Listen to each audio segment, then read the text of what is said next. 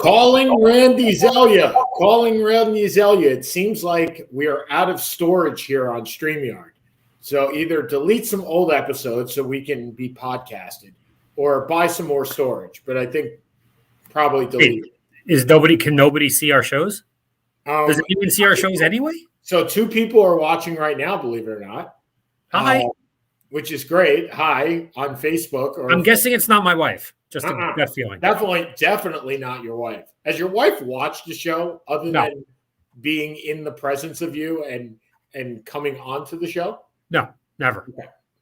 You kidding me? Anyway, so Seth Kamens is over there. I'm Sean Palmer, Seth and Sean Sports Radio, our final show of 2021.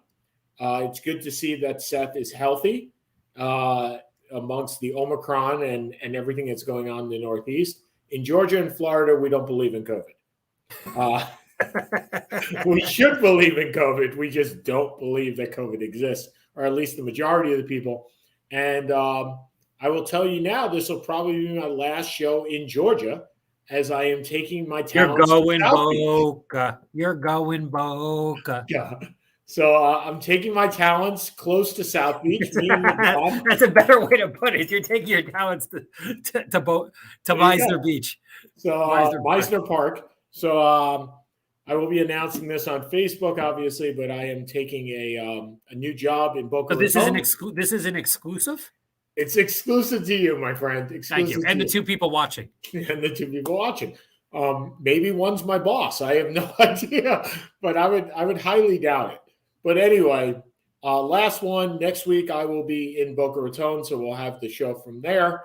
And then I can really throw up the double fingers to Seth, or Seth can throw them up to me, as I will be in 85-degree weather and a mile from the beach. Right, exactly. It'll be 11 degrees here. It probably will be. I heard that the temperatures are definitely dipping in the next 7 to 10 days. But so our last show of 2021, I got to say it was pretty much the same year as 2020. No, it was a little better than 2020. A little better, but still COVID, it does exist. COVID despite what I say, and I joke around about it in Georgia and Florida, that it doesn't exist. It certainly does. Don't get me wrong. Look, Omicron is ravaging the sports world right now. You can see, Seth, we made it to the fantasy football playoffs, the finals this year. Congrats. And part of that is the luck that we've had that our players haven't been on the COVID list. I mean, I don't think we've had one on the COVID list this year. I'm not sure. No, we had Rodgers. Rodgers went on the COVID list. Yeah, it's true. But we had Jordan Love. Yeah, I actually, in one of my leagues, I lost by 12 points. And I had 6 players, including Dalvin Cook and Brandon Cooks, who were my starting number 1 wideout running back and my number 2 wideout. I had 6 players at one point on COVID. I cut 4 of them. Elijah Moore's still there. I probably would have won. I'd have 3 finals teams out of 5, which would be nice. But what can you do? Look, it's unfortunately it's the way of the world right now. Certainly the sports world. But give these leagues credit, right? And our fantasy leagues? No, not our fantasy league. Give the NBA, give the NHL, give the NFL credit. It may be an abundance of caution, but at least it's the right abundance of caution. At least the way I see it. Look. The Islanders are having an absolutely crappy year, and then compounded by COVID made it twice as bad because half of the Islanders aren't playing. When you get to the NFL Football Sunday and you see the list come out in the morning, you're kind of like, okay, well, I got to drop that player, and I got to drop that player, and I got to drop that player. On the bright side, I wish the Giants could use this as an excuse. No, they can't. They can. No. Jake Fromm, my friend. Jake Fromm. They are the worst team in the NFL right now. That's saying a lot. Look, Jacksonville is played hard. They beat Buffalo a couple of weeks ago. They probably should have beaten the Jets. I mean, what a catch. Sorry, I have Maryland, Virginia Tech. I would have liked them to have beaten the Jets. I know you would have. I would have liked Seattle to have beaten the Bears. Jets just can't get out of their own way. No, they can't. Usual. This is the Trevor Lawrence syndrome, the Henry Ruggs touchdown, the in the Raiders game last year. Look, Henry Ruggs wishes he was catching touchdowns. Now he wishes he was. But let's look at Detroit has played pretty tough games. They beat Arizona 2 weeks ago or last week by 25. Jacksonville is a mess, but they've played hard. Their defense is pretty good. The Jets, that's another 30-yard run from Maryland. No, this is nice. The Jets are the Jets, but at least they won last week. When was the last time the Giants won a game? We're within 14 points. I really don't know the answer to that question. I have to actually look it up because I'm kind of curious right now. But they haven't been competitive. And they're playing in a division that absolutely sucks. That compounds it, right? They're playing teams other than the Cowboys, and the Cowboys have had their snafus as well that absolutely suck. I mean, the Redskins are horrendous. The Eagles are horrendous and are down to Jordan Howard being their number one running back. Well, Jordan Howard's been their on and off number one. Anyway, here we go. Okay. So they lost to Philly by 24, Dallas by 15, the Chargers by 16, the Dolphins by 11. They beat Philly. They lost to Tampa by 20. And so that's 5 of their last 6 weeks. Yeah. They're just not there, and they have no cap room. The Jets have $50 million in cap room. Detroit has $70 million in cap room. The Giants have $4 million. They're going to have to cut every competent player that they have, and that'll get them the 30 or 40 million. But that leaves them with what? Oh, look, they'll cut Nate Soldier, right? And that'll save them about $10 million. Yeah, they may end up cutting Bradbury, who's just hasn't been that good this year. No. They may end up cutting Blake Martinez, who's a wonderful player, but tore his ACL. Their offensive line is the worst in the league. And that's saying something because the Jets are pretty bad. Yeah, but the Jets, because Becton hasn't played much this year.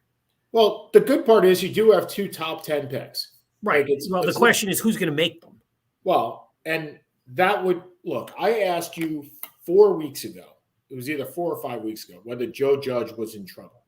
And you were adamant that he wasn't. Now where are you?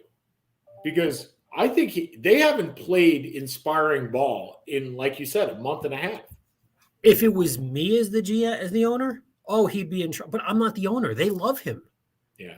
They're making GM candidates predicated on keeping Judge. And they have a problem because they already said they fired McAdoo too quickly. Like they've already gone on record saying they shouldn't have fired him after 2 years. So you can't really fire – you can't do it again, right? Well, you can't. The problem is this. At that point, you brought in a new GM. And you brought in who has proven to be an incompetent GM. I don't think there's any way to justify the 4 years of Gettleman. There is no position we have that we're above average. Saquon, no, you are. You got Riley Dixon is above average. He's going to be cut. He's been awful this year. Graham Gano is above average. There you go. Our kicker is above average. But he's a guy who builds offensive line. Our offensive line is a bleeping disaster. Yep. So with picks, assume 6 and 7, 5 and 7, 4 and 6, whatever it is. Go get the Iowa center. If you want to take a center at 4 or 5, that's another question. But if they can get up to 3 and you can get Evan Neal from Alabama, you may do that. To me, the first 2 picks have to be 2 offensive linemen or offensive lineman, defensive lineman, pass rusher. If for some reason you can get Aiden Hutchinson or you can get Kaylen Thibodeau, which I don't think you can because I think that's 1-2. Yeah. Then you may push one off. Short of that. Look, what the Giants have to root for, and we're going to get off the Giants in a little bit. There's a lot to talk about today. We haven't been here for 2 weeks, but the Giants have to hope some team falls in love with the quarterback. Like they just have to. But there's nobody to fall in love with. There's nobody to fall in love with that's going to push you to the top 5. No, but it would. But Matt Corral may go in the top 5. Like I think that's unlikely. No, I don't think you're going to. If you look through the quarterbacks very, very quickly through these teams. Now I'm just running, as I said. Well, you're looking at Detroit, right? Right, but Detroit at 2 Detroit's going to have all these 4 or 5 quarterbacks: Malik Willis, Desmond Ritter, Sam Howell, Matt Corral, Kenny Pickett. Excuse me, they're all 15 to 45. Detroit is most likely going to be able to take one in the second round. Okay, so hold on a second. You have Carolina at 7, right? They've lost 5 in a row. You have Washington at 9. They've lost 3 in a row. Neither one of those teams is comfortable with their quarterback. Can we agree on that? That is fair. Okay, that is fair. So are you saying that you want them to trade up to the Giants pick, or you want them to trade above the Giants?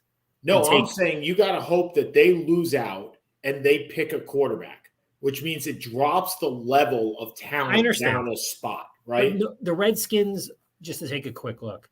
Well, I got it right here. The Redskins are 6 and 9. So the worst case scenario is 6 and 11. Yeah, that's not. And Chicago's 5 and 10. Chicago doesn't have a draft pick. The Giants have Chicago's draft pick. Right, I'm sorry. Carolina's 5 and 10. Excuse me. So they're both. So we're both looking at 5 and 12. So we're looking at 5 and 12 for Carolina, 6 and 11 for the Redskins. So the Giants are the Giants are going to pick above. The Giants aren't winning another game, most likely. They play the Bears, which is a 50-50, and I think they play one of the NFC East teams on. I think they play the Redskins maybe week 17. It's become irrelevant. They become so boring they're irrelevant at this point. I mean, they could use it. Minnesota could probably use a quarterback because I think they're going to trade Cousins. But Carolina and Washington are not jumping the Redskins. What they may do is they may decide to trade up. No, I'm okay. That may be. And I don't think you're trading up for a quarterback in this draft. I was talking about the second pick to move down, right? So you're behind them in the second pick. Yeah, right now your Bears pick is 8. Yep. Carolina picks a quarterback, and that's another guy that you can get lower. Like you were saying, you were looking for a specific. Yes, if Carolina stays in there, fine.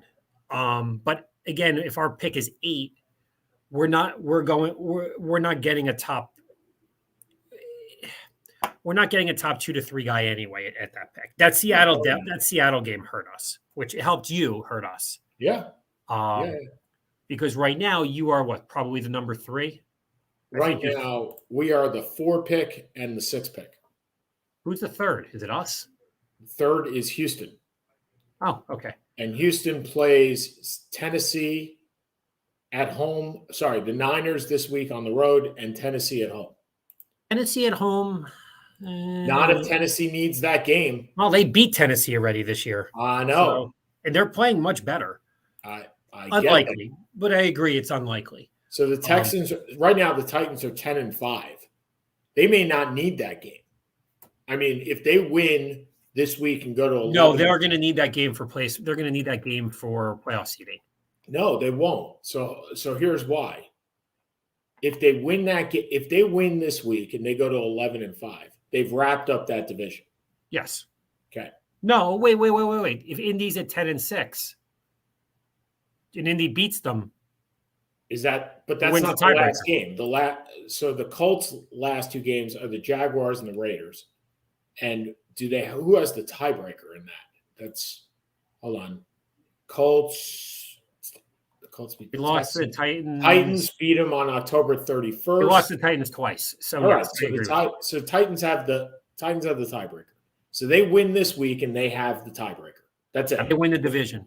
They win the division. They also don't have you also have Cincy at 9 and 6. Yep. Buffalo at 9 and 6. New England at 9 and 6.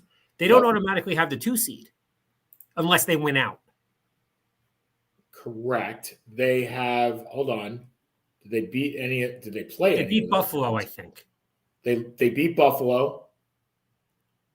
They lost to the Patriots. And the Bengals, they didn't play.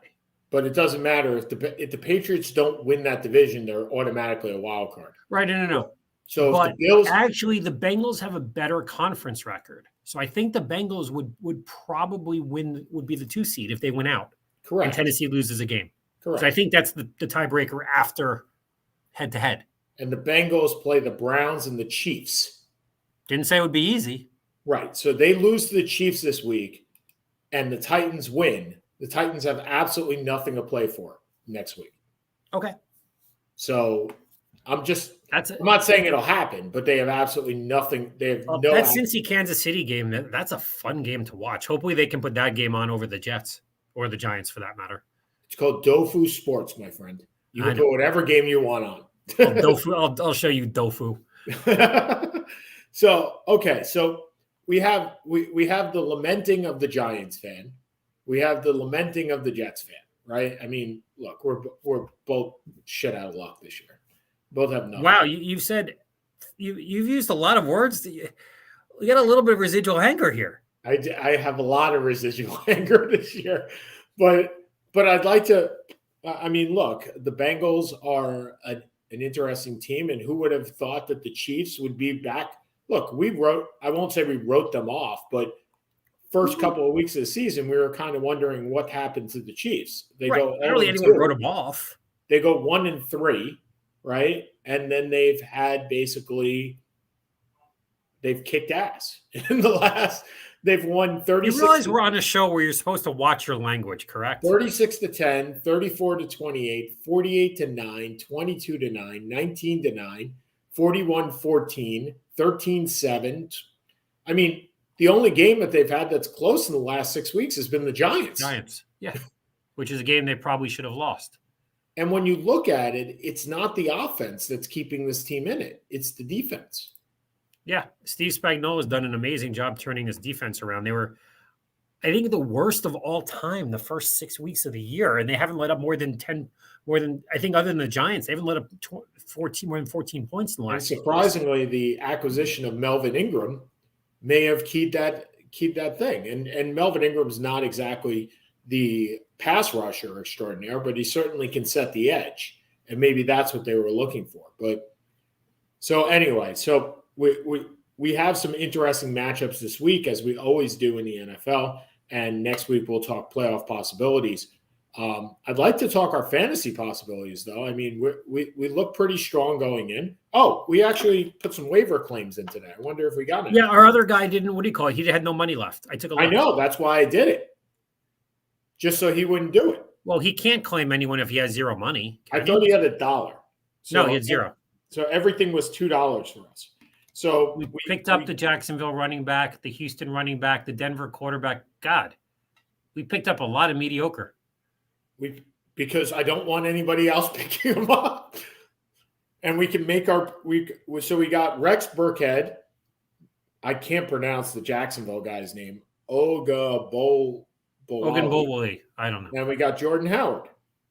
And we dropped and maybe Darren Waller makes an appearance this week. So it's possible. We are the favorite. If I put in, let's just put in Burkhead, since he's the one that is number one on the list. The matchup, we are favored by 20 points. And who would have thought Davis Mills would ride into the sunset and help us win? Well, unfortunately for us, Houston probably will not be looking at the top 4 pick for a quarterback. Look, he is the solution to Jimmy Clausen. He's just the solution to Jimmy Clausen. It is unreal. By the way, did you know? So I noticed in our history that a couple of times we finished 6th, which is fine.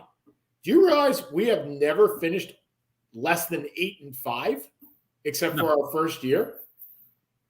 Like our first year, we went 6-7. But since then, we have gone 8-5 or better every single year. I told you, we're like 60-20. Yeah, we're the John Madden of managing our fantasy team. And speaking of John Madden, good segue. Good segue. Thank you. You're welcome. So I know that you were on the Gary H show today, as was I. I heard the little poke that you gave me that you did a better segment than I could ever do. And by the way, at the end of my segment, I asked him point blank, so who was better, me or Seth? He goes, I don't answer that to attorneys. Fair enough. Well played. Well played. So I called John Madden the most influential person in NFL history. It's a backable claim. the way I brought it up, and I think Gary had said the same thing. The way that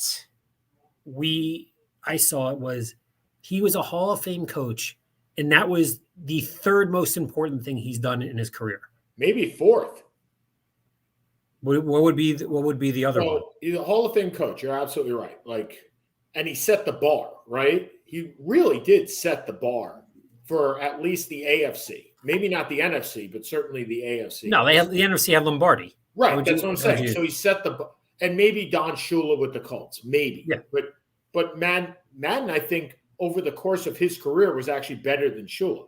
But it was also a much shorter career. Agreed. So that's his first career. His second career, we know, was broadcasting, right? His third career was obviously the gaming.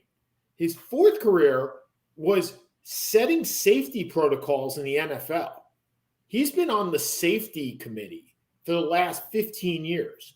All these innovations and when you see your favorite running back go out because of concussion protocols, that was set by him.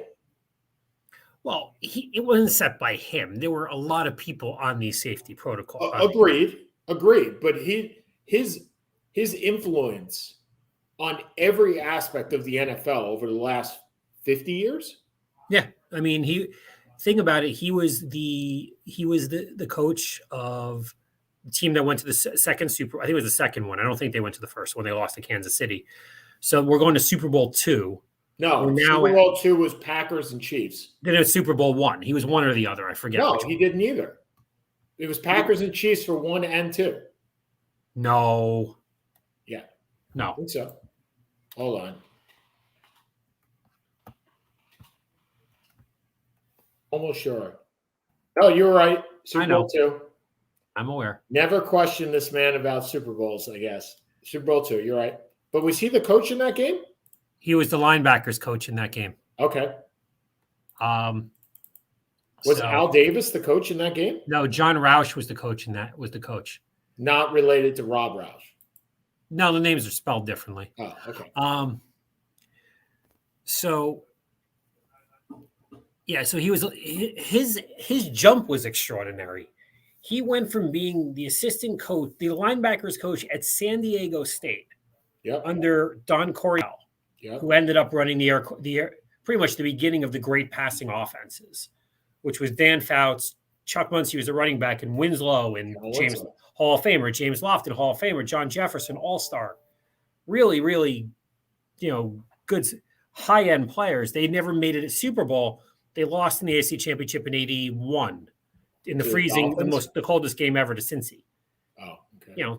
San Diego players are not really meant for negative 20 degrees. You get soft when you go south or west. Well played. Thank you. So, but you don't usually see a linebacker coach from San Diego State jump to being a linebacker coach from the Raiders in the NFL. No, but you also don't have Al Davis. There you go. Like I said this morning, Madden was probably the most influential person of all time. Al Davis is in the top 5. So he's right there. I don't know. It depends on what you consider the importance from a football perspective of Madden. Oh, you mean the game? The game. Okay. So here's how I played it out. And this is what I said on on Gary's show. That our grandparents know John Madden because he was a coach. If you were a football fan, right? They know him as John Madden, the coach. Our generation and our parents know him as John Madden, the announcer, for the majority of the time. If you are a fan of football, but younger than us, it's only because of Madden. I don't believe it's for any other reason. I had a friend who was born in India come up to me a couple of months ago and ask me. He knew nothing about football. He knows nothing about sports, but he definitely knows nothing about football. He knows about cricket. And so should we have him on the show? Because it has to be close to 500 episodes. We've never discussed cricket before. No, maybe. So we start talking, and I sent him a YouTube video, and I said, here are the basics of football, because I think you need to know the positions, if nothing else. It was a 10-minute video. And then he said to me, so what do I do now? I said, you go play Madden NFL game. And he's like, what? I'm going to play a video game and I'm going to learn the game of football. I go, absolutely, you will learn the game of football. You will learn the players. You will learn the routes. You will learn what defense is. You will learn football. And I think the majority of kids that are younger than us absolutely have learned football through Madden more than anything else. I think that's perfectly fair. I think that, interestingly, it used to be like when we were younger, you rooted for teams. Yeah. I grew up a Giants fan. You grew up a Jets fan. You know, we knew people who were Dolphins fans because of Marino, or Dallas fans because of whoever, Niner fans because of Montana. Now, fandom really comes from two places. It comes from Madden football. Or your parents. Or, I wasn't going to say that, or fantasy football. Well, that too. That's what keeps people interested. I mean, think about it. How often in the last 5 years have you watched a Jets game? I mean, again, forgetting how bad the Jets have been, Sure. You know, front to end, without looking at other games, I or going to a sports, like I don't get to go, unfortunately, as much as I used to. The game is so different to watch. And look, I think that's a completely fair way to put it. Gary's comparison to George Washington in the United States, I thought was a little bit far-fetched. How do you know what it – look, the only reason that you and I know what an out route is, the first time we learned what an out route was on Madden. You knew it may have been Madden 1992, but it was up and out. And guess what? There are only certain quarterbacks that could make that throw and other quarterbacks that could not make that throw. And that's where you learned that play almost always works in Madden. It may only get you 3 yards, but it will always work because the guy cuts so well. And that's where I learned what an out route was. You learned what a fullback dive was because it's a staple play in Madden. And what I was telling Gary was before Madden, there were football games. Super right? Tecmo Bowl, my favorite of all time. Exactly. But what was the one thing that Super Tecmo Bowl lacked? A lot of things. How about any semblance of defense? Well, if you had Lawrence Taylor, you could have like 300 sacks in a season. Okay, any semblance, right? But if you played him against Bo Jackson, there was no defense, right? Nobody took down Bo. It was just the way it was. What Madden did was make football games realistic. And of all the sports games that I've ever played, it's the only one that made it realistic. I mean, you could play NBA Live, you could play NBA Jam, you could play any NBA game. Try playing defense in an NBA game, in a basketball game. It doesn't exist. Try pitching well in a baseball game. That doesn't exist either. Soccer game, maybe you get something because, I don't know, I don't play FIFA all that much. But with regards to football, it was the first one that actually had defense and was realistic. And John Madden made sure of that. That was part of what he wanted, was realism. So I think the influence that he had over the NFL cannot be touched. I don't think it will ever be touched because he was there from the very beginning. Well, I think it'll be touched because I think over time, people look, we don't remember him as a coach. Nope. The only thing we ever saw him as a coach was the response to the Immaculate Reception. It's NFL films, right? That's why That's why Steve Sabol is a god to me. Right. And that was number one. And even this is what I talked about when we were growing up and even through our college years. The biggest games, and I apologize as you're an AFC guy, the biggest games were always in my mind, Cowboys, Redskins, Giants, sure. Cowboys, Giants. Absolutely. And you knew seeing Pat Summerall and John Madden added an extra, whatever you want to call it. Hold on. Here, and no apology necessary because the NFC got higher rights to hire more money from Fox and from CBS than the AFC did from NBC. So it's not a sorry or not sorry. Yeah. They got better ratings. Yeah, because the Cowboys, were in America's team, and you had the Giants, Philly, and Washington all in the Northeast corridor. Yeah. So, but whenever you saw John Madden and Pat Summerall, and look, I know he did games with Al Michaels. John Madden to me is always up the level. Yeah, he's what Al Michaels is today. See, I don't think of Al Michaels in that regard. I just don't. Why do you think Amazon wants Al Michaels? I understand right? I get it. But do you know that he's the only announcer to ever broadcast on every major network? Yeah. Well, I found that. I didn't realize that, but I thinking about it, it makes sense. Because the NFC started on CBS. Yep. Went to Fox. Yep. Then he left and went to NBC, and then he left and went to Sunday Night Football on ESPN or with Al Michaels. Right. But here's the thing.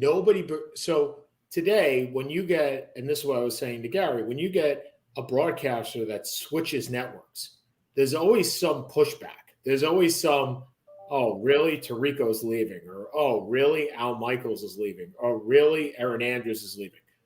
There's always something.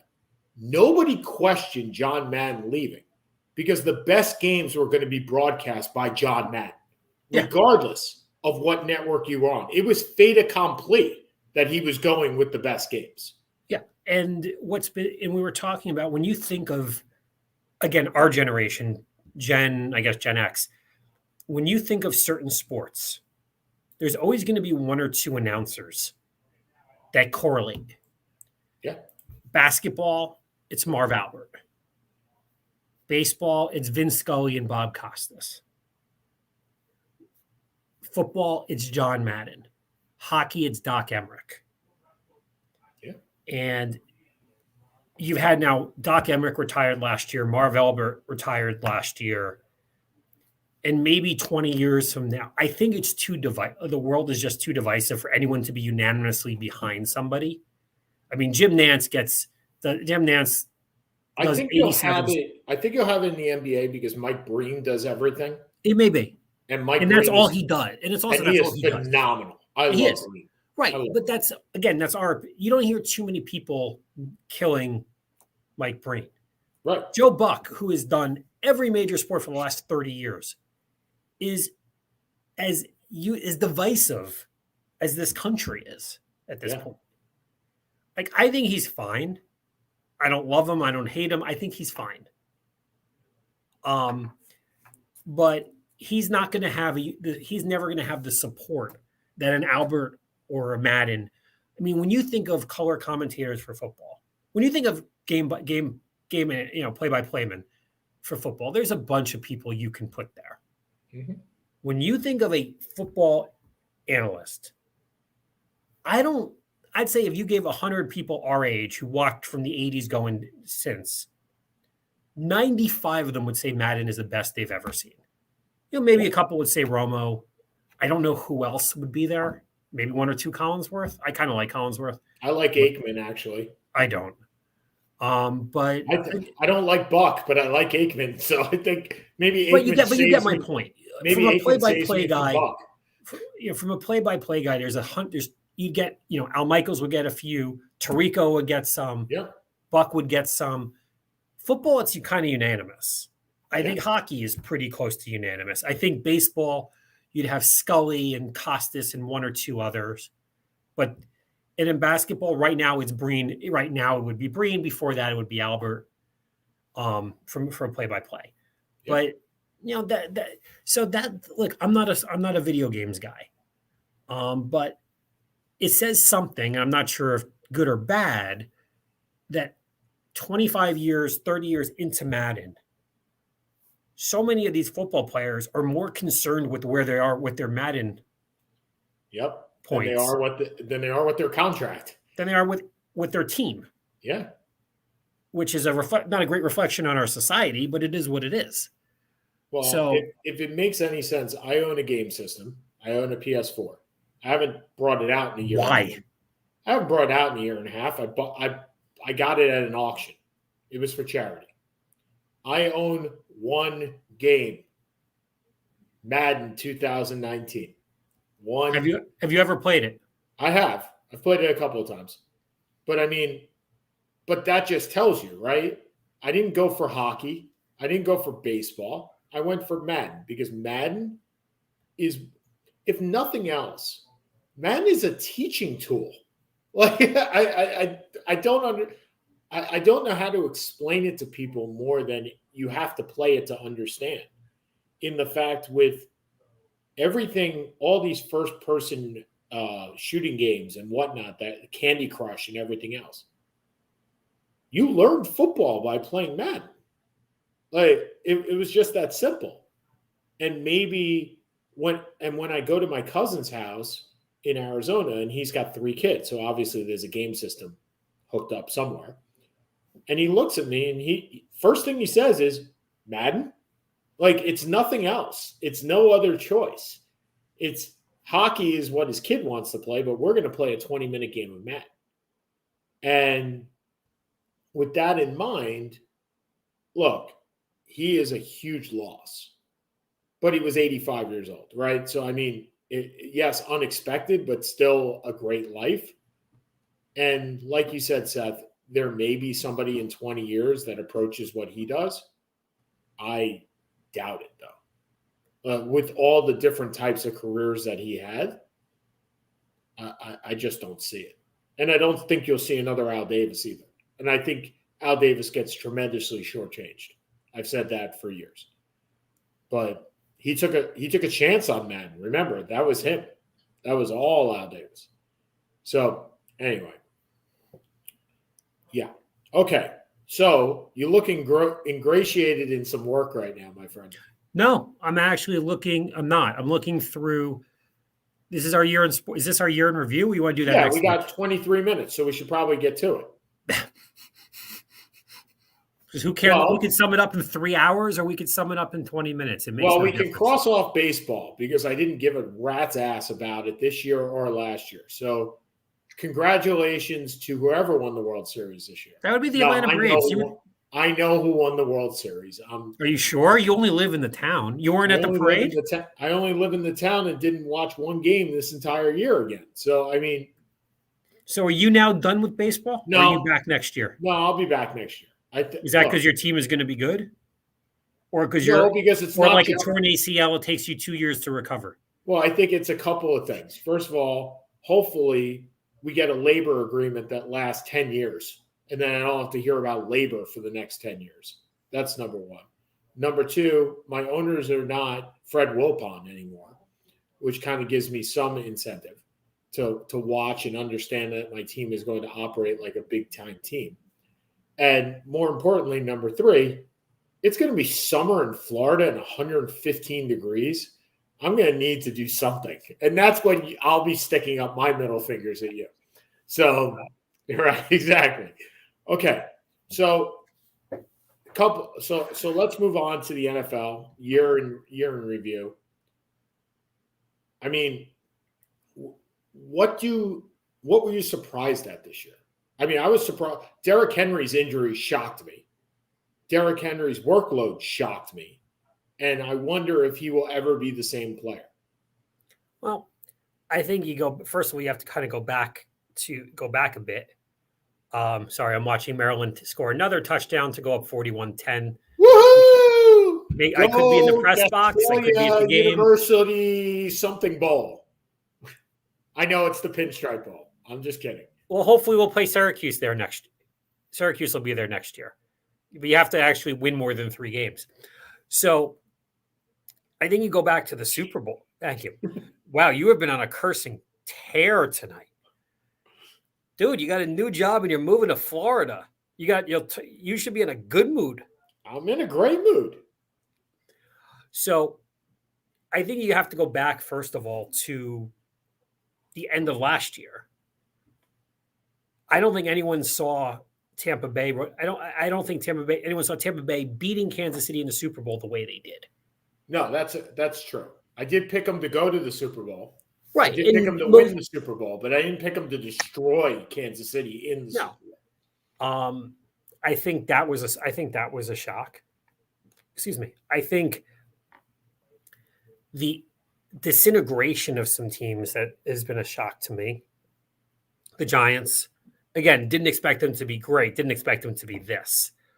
I think Cleveland is completely falling apart. It seems to be falling apart internally. Um, I think you look at, I think New England's been much better than I anticipated they would be. Um, I I think you're going to have. I think the Urban Meyer.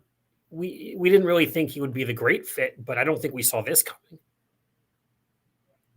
I think it's been a real surprise that that there's only been 2 or 3 games that are been postponed. I think it's been a pretty good year for football. Ratings are back. You have Dallas is relevant.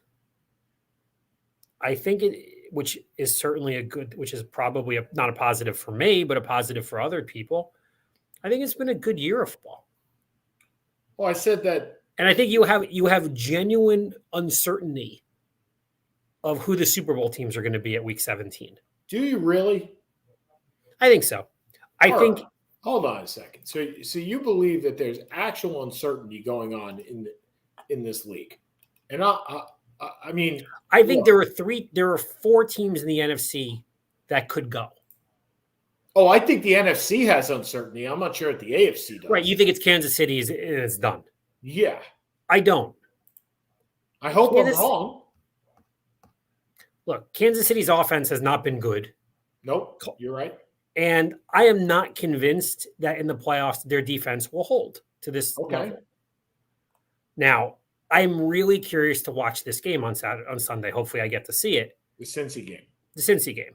Not because and you know me, Cincy is the one team I do root for other than the Giants and then the Jets. We want Joe Burrow to throw for more than 525 yards, right? Are we playing? We're not playing against them. So as long as 3 of those touchdowns go to Joe Mixon, I'm happy with this. That's fine. But I think you have an interesting playoff. I think Buffalo is dangerous to them. I think Cincy can probably outscore anybody. They've been inconsistent. I mean, they've lost some really stupid losses, some really stupid games, but I don't think I would want to play them. Kansas City has not been overpowering. They have not been overwhelming on this run. You think they've been overwhelming? They beat the Giants by 3, beat the Chargers in overtime. Hold on. We went through what they've done in the last 6 weeks. So they have a plus 115 point differential. Right, but one of those games was a 50-point blowout against the Raiders right after the Gruden play. Okay, so we went through this earlier in the show, but again, I'll do it again because I think it's needed to be said. And you're right. This past experience is no indication of future result. They won by 25. I think I've read that on many things professionally before. So they won by 26 over Pittsburgh. They went to overtime against the Chargers. They won by 39 against the Raiders. They won by 12 against the Broncos. They won by 10 against Dallas. They won again by 27 over the Raiders. They beat the Packers by 7, by 6. They beat the Packers by 6. They beat the Giants by 3. Giants by 3. Right, but let's look at this though. I'm forgetting this first Raiders game. That was the week after everything happened. Raiders were. The second one wasn't. The Cowboys? No, the second 48-9 victory. Yeah, but the Raiders have fallen apart. So that's not as it's impressive. Okay, so your take is they haven't beaten anybody. No, I wouldn't say that.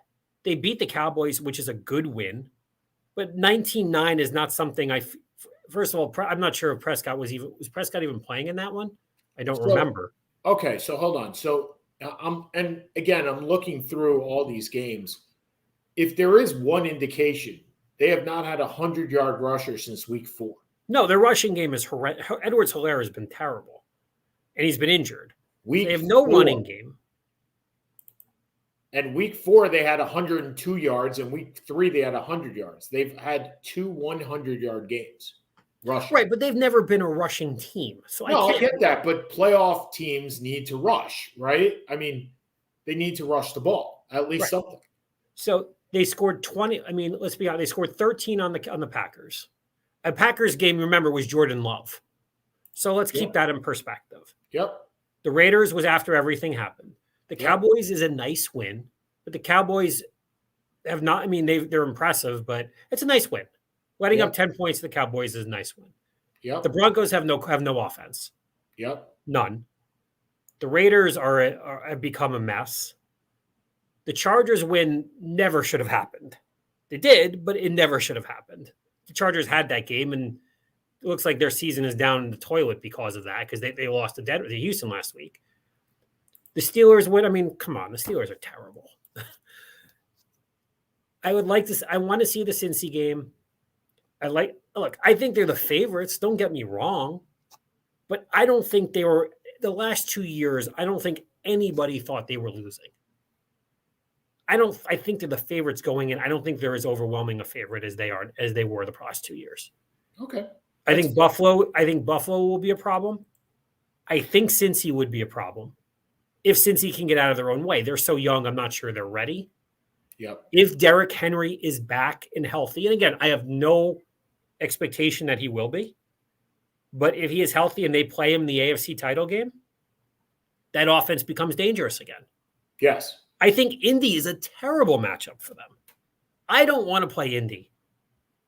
I don't want to play Indy at all if I'm a playoff. Okay. You like Indy a lot more than I do for some reason. You do. Again, I do. Now, again, Wentz is out, so that's a whole other – that's different. No, I'm assuming that these guys are all healthy, right, and playing when we talk about Oh, by the way, Maryland, a fumble recovery, another touchdown, 48-10. Congratulations. Thank you. You've won 7 games this year now? Assuming we can hold the 38-point lead with a quarter to go, yes. All right. Congrats. Well done.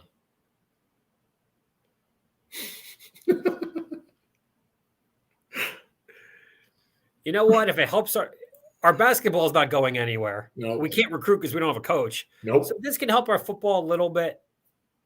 Good for us. So we get silly at the end of the year, ladies and gentlemen. So, okay. So we got 13 minutes now to go.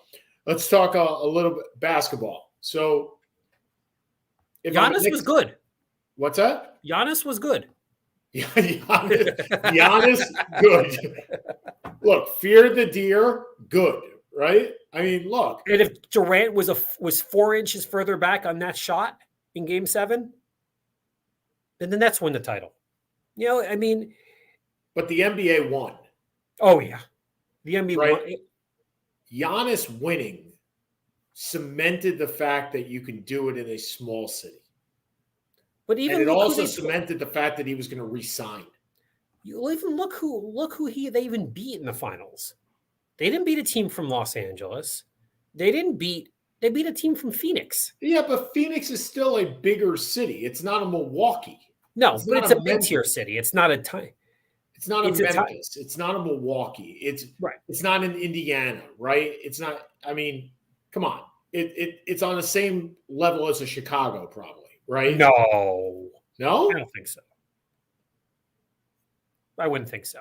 But I mean, let's take a look. Phoenix going to the finals was a shock for everybody. Absolutely. The Nets barely missing, considering the injuries they had was pretty incredible. The Knicks made a nice run back, and then have fallen back to earth pretty quickly this year because this is what happens. You're still looking. You're looking at 5 or 6 teams. You're looking at. You know who else won this year, and it'll surprise you for me to say this, but Derrick Rose. Derrick Rose won.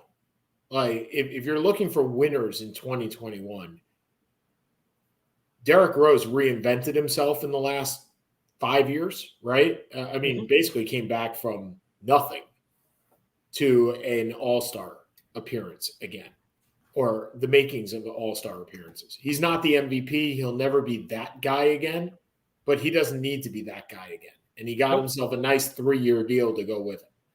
He is the most enjoyable player in the NBA to watch. I think he's so much fun to watch. Him, John Morant is so much fun to watch. Yep. I know he's one of your guys. He is. I think the story that goes with the NBA is look. I think the Kyrie Irving story is pretty. Kyrie Irving and Ben Simmons. Well, I was going to go Zion too. Zion's a mess. I don't know. Right. Well, that's the point. Where is Zion? Right. And is Zion ever going? Look, you hope he becomes like Zydrunas Ilgauskas, right? Where he puts these foot injuries and these leg injuries behind him. and comes back and does wonderful things. But again, his body type is like no type we've ever seen in the No, NBA. it's a bigger and heavier Barkley. And Barkley, for whatever reason, never had these injuries. But, Zion's seems to always have had these versions of these problems. Supposedly, he ballooned over 300 pounds. That's not being a professional. No. Not at 6'6" or 6'5". No, and he's the biggest loser, because how do you justify giving that man a max contract, which he'll get, but then he'll become Sean Kemp, right? I mean, Well, we don't know. Like, it's too early for that. But you would hope. Look, you would hope. Now, Sean Kemp proved, before he became Sean Kemp, he was a 20-10 guy. Sean Kemp was a generational, on his way to being a generational player. Oh, just Darren Waller's status just changed from questionable to COVID. So woohoo! We have one COVID player this week. We weren't counting on him anyway. Nope. Dawson Knox. There you go. So anyway, yeah, I mean, you have so many questions, but then there's so many good stories. The rebirth of the Golden State Warriors, Stephen Curry on an MVP, breaking the 3-point record on an MVP trajectory yet again. Phoenix proving to be this good. Utah proving to be this good. The Bulls coming from nowhere. I know you like them more than I did coming in. The second best record. The Cleveland is reborn. The NBA is a nice story. It's a little bit harder because I can't watch the NBA 7 days a week. It's too much for me to follow everything. But and I still think at the end of the day, if the Nets are healthy, I think they're the best team. They are. Watching the Lakers, who are the number 10 seed at this point. Good God. And the West, watching Russell Westbrook. What a weird, we talked about how we didn't like the fit. That has proven to be a pretty accurate. But to be fair, we also talked about how we didn't like the Bulls fit. Where I didn't like DeRozan. I didn't like it. I liked the Bulls as a team, but nowhere close to this. DeRozan is a winner.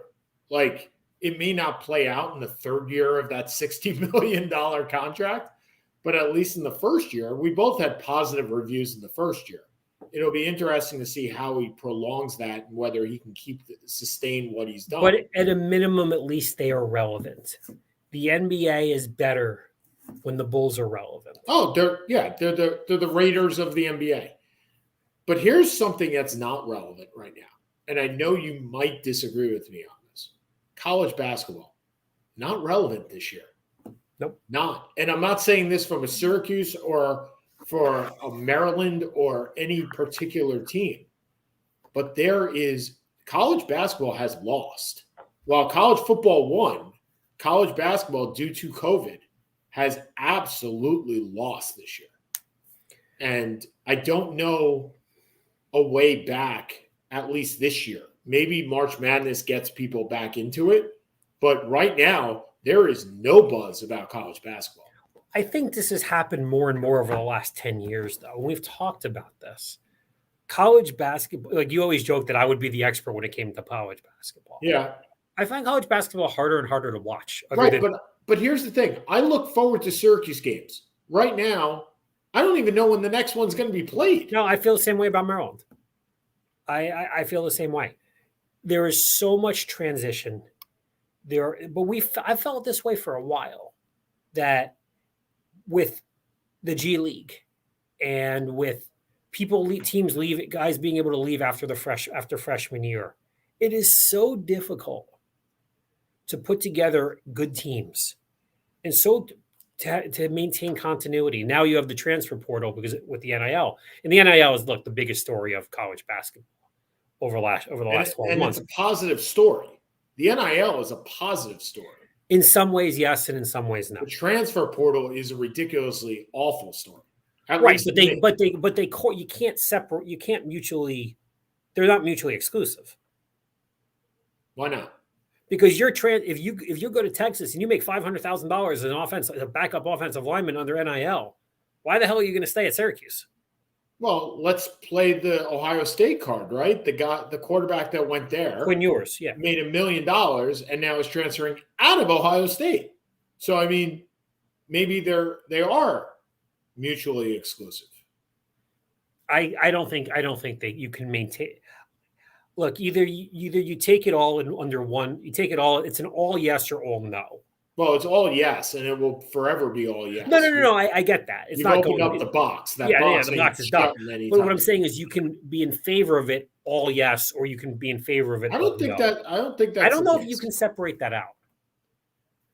Look, I'm in favor, and I've said this before, of a 1-year penalty, but I'm also in favor of that from a coach's point of view.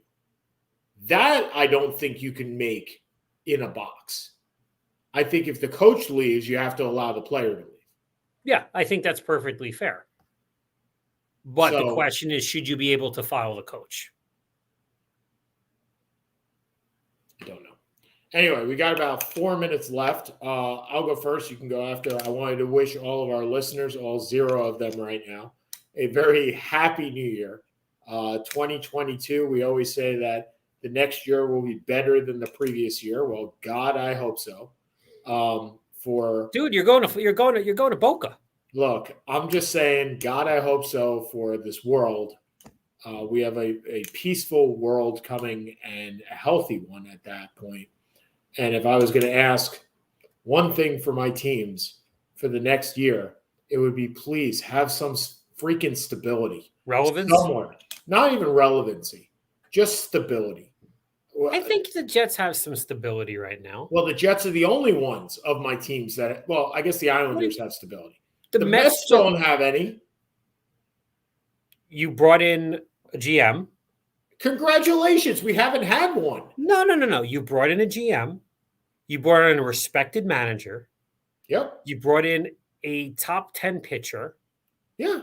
You brought in a center fielder. And guess what? This reminds me of when we brought in Vince Coleman, Brett Saberhagen, and a new manager.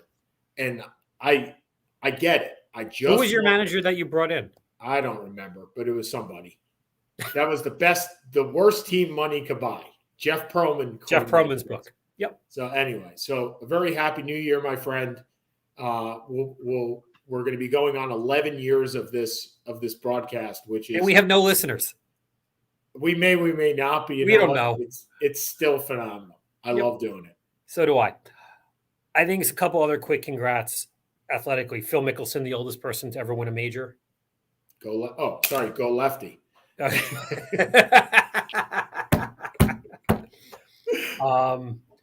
I think everything that the Olympics were, they were Djokovic 3/4 of the way to a Grand Slam and lost in the final. Are you going to watch any Winter Olympics? Anything? Sure. Well, dude, I'm in busy. It's during busy season. It's during busy season. You'll have college football, and you'll have college. I actually don't watch. As I said, I barely watch college basketball. I'll watch Premier League soccer, and I'll watch the Olympics, and I'll watch football playoffs if they're Saturday games. Yeah. Look, 2021 was not good, but it was sure as hell better than 2020. And the hope is that by this time 2022, you're on your way to your next job. Hey. No. Hopefully we're hosting the show together, actually, because I'll be down in Boca with you. That would be awesome. That would be a good start. That'd be a good start. So, we'll be sitting overlooking Meisner Park or Boca West Pool, whatever it could be.